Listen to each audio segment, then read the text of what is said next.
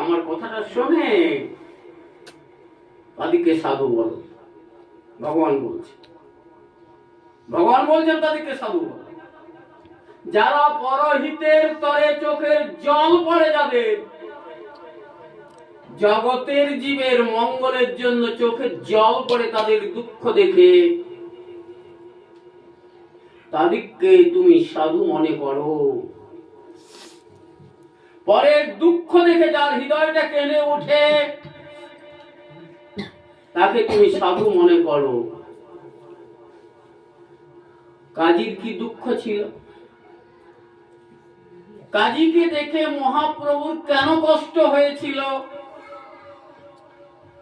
কে বলতে পারবে? হ্যাঁ, কাজী মহাপাপ কাজ করেছিল। কি মহাপাপ কাজ? গোহত্যা। দ্বিতীয়ত পাপ কাজ করেছিল, মহাপাপ কাজ করেছিল, খোল ভেঙেছিল, হরে কৃষ্ণ নামের বাধা দিয়েছিল, তৃতীয়ত মহাপাপ কাজ করেছিল।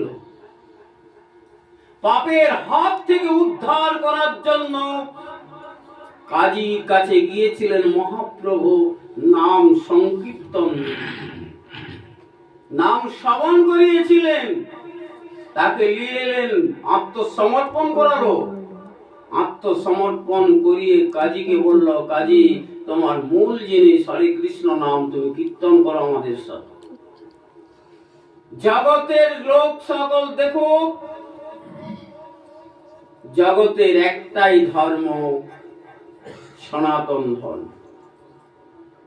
জগতের একগাদা ধর্ম নাই, জগতে একটাই ধর্ম, সেটা সনাতন ধর্ম।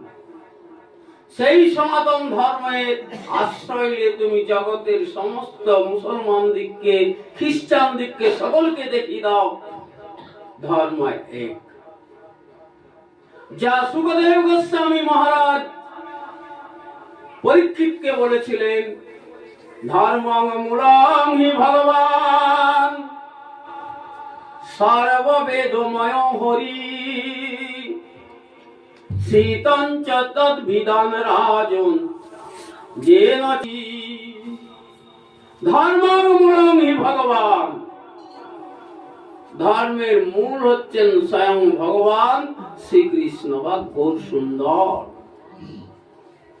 সর্ববেদময় হরি,